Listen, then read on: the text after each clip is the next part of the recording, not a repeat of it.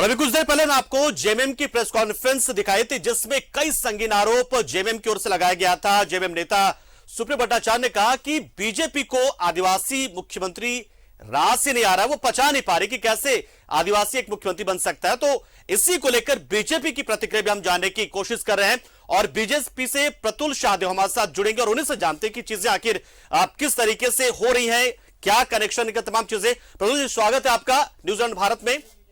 बहुत सारे दर्शकों को भी ऐसा लग रहा है कि ऐसा ही है।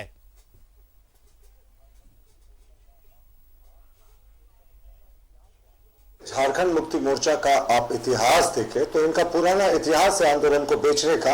आप नरसिम्हा राव के समय की बात करें तो 1991 में ही इन्होंने आंदोलन को 3 करोड़ रुपए में, यानी यहाँ की जनता की कीमत इन्होंने 1 रुपए लगाई थी, उसमें इन्होंने बेच दिया था। और आदिवासी मुख्यमंत्री की बात करते हैं तो इस प्रदेश को उस समय हमारी पार्टी ने दिया जब झारखंड आंदोलन बिल्कुल उस समय चरम पर नहीं था, लेकिन हमारे पार्टी के एजेंडा में था हम अलग राज देंगे। हम लोगों ने वनांचल नाम रखा था, लेकिन जब जन आकांक्षा के अनुरूप झारखंड राज हम लोगों ने दिया। हमारे पहले मुख्यमंत्री बाबूलाल मरांडी जी आदिवासी थे, उसके बाद अर्जुन मुंडा जी ट्राइबल थे। तो ये जो ट्राइबल चीफ मिनिस्टर का कार्ड ये खेल रहे हैं, तो इनको खुद बताना चाहिए क्या इनके लिए आदिवासी की परिभाषा सिर्फ और सिर्फ सोरेन परिवार है। पिता पुत्र 5 बार अब तक मुख्यमंत्री बन चुके हैं, इनके पार्टी का कोई ऑर्डिनरी आदिवासी आज तक मुख्यमंत्री क्यों नहीं बना? तो ये जो आदिवासी का कार्ड खेल रहे हैं, ये सिर्फ इन्हें पता है कि काउंटडाउन शुरू हो गया है, इनकी सत्ता जाने वाली है। जिस तरीके से माइंस घोटाले में माननीय मुख्यमंत्री जी ने जी तो चलिए ठीक है, आदिवासी का कार्ड के लिए ये आपने प्रत्युत्तर में दिया है, लेकिन जो ये चीजें पूरे जो घटनाक्रम जो हम देख रहे हैं, इसको इस तरीके से पोर्ट्रे किया जा रहा है। ये जेएमएम का कहना है कि नैरेटिव ऐसा सेट किया जा रहा है कि पूजा सिंघल ये तमाम जो गड़बड़ियां, तमाम जो अकुत संपत्ति कमाई है वो इसी 2.5 साल में कमाई, जबकि उनकी जो पोस्टिंग थी, चाहे मनरेगा से जुड़े मामले थे, वो तो पूर्व की सरकार में थे और पूर्व की सरकार उन्हें क्लीन चिट देती थी, ये भी कहा उन्होंने।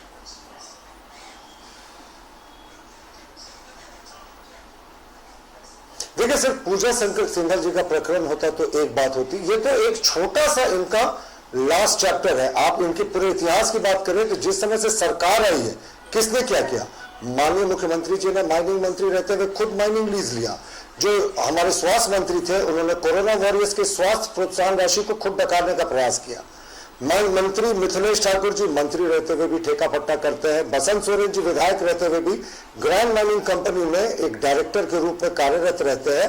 तो इनके यहाँ जितने नेता हैं उनकी एक लंबी लिस्ट है जो किस तरीके से इन्होंने भ्रष्टाचार किया और जिस तरीके से अवैध खनन का व्यापार पूरे प्रदेश में चल रहा था, चरम पर था, कितनी जाने गई थी। तो ये जो भ्रष्टाचार का पर्याय हो गया, मौजूदा सरकार समझते हैं कि इनकी जो सल्तनत जाने वाली है। उस बातों का जिक्र कर रखा है, फिर बीजेपी से क्यों मुद्दा बना रही, क्यों रघुवर दास से शिकायत कर रहे हैं? एफिडेविट में हमने जब कर रखा है सब बातों को। नहीं, एफिडेविट में उन्होंने क्या जिक्र किया है कि हमने लीज रिन्यूअल के लिए अप्लाई किया है, लेकिन जब 2018 में इनका लीज समाप्त हो गया था तो 2020 तक जब इनका लीज रिन्यू नहीं हुआ तो 2021 में क्यों हुआ? क्यों? जब माननीय मुख्यमंत्री थे तो उनके समय में ये लीज रिन्यू हुआ और इनका कहना कि फाइल इन तक नहीं आई। साहब ने डीसी तक फाइल डिस्पोज हुई, लेकिन क्या ये कॉन्फ्लिक्ट ऑफ इंटरेस्ट नहीं दिखता? और डीसी साहब खुद डीसी साहब का कैसा कार्यकाल है, किसी से छिपा हुआ नहीं है।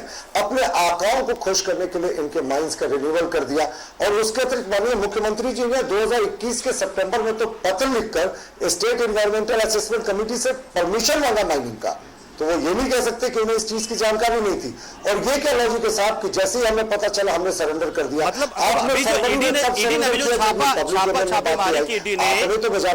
उससे कोई कनेक्शन नहीं, कुल मिलाकर हम ये मानकर चले, या उसका कनेक्शन है? क्योंकि जेएमएम तो ये कह रही कि जो पूजा सिंघल पे छापा पड़ा है उसका उससे कनेक्शन निकालकर बीजेपी कर रही है। नहीं, देखिए क्या है ना कि ये देखिए इनके प्रदेश में जो भ्रष्टाचार इनके शासनकाल में चल रहा है उसका ये बिल्कुल रिफ्लेक्शन है। लेकिन इनके घोटालों और लंबी चीजें हैं, एक लंबी लिस्ट है, उसमें ये एक छोटा सा चैप्टर है। माननीय मुख्यमंत्री जी को क्या भारतीय जनता पार्टी ने कहा था कि आप माइनिंग लीज रिन्यू कर लें? स्वास्थ्य मंत्री को क्या भारतीय जनता पार्टी ने कहा था कि आप बनना बांट कर ले राशि का? देखिए क्या है ना, भ्रष्टाचार इतना अखंड रूप से इनके राजपाट में बढ़ा हुआ है कि अब जनता चलो को बिल्कुल ब्लॉक प्रफुल्ल से जी, मुख्यमंत्री आप हमारे जी साथ के जुड़े, दफ्तर में। आपने भी अपने तरफ से चीजों को रखा, बहुत बहुत शुक्रिया, समय दिया आपने। और जेएमएम की ओर से जो आरोप लगाए गए थे उस पे प्रतुल शाहदेव जी की प्रतिक्रिया आ गई है। चलिए बहुत बहुत शुक्रिया आपका हमारे साथ जुड़ा। और फिलहाल इस बुलेटिन में इतना ही, लेकिन खबरों का सिलसिला न्यूज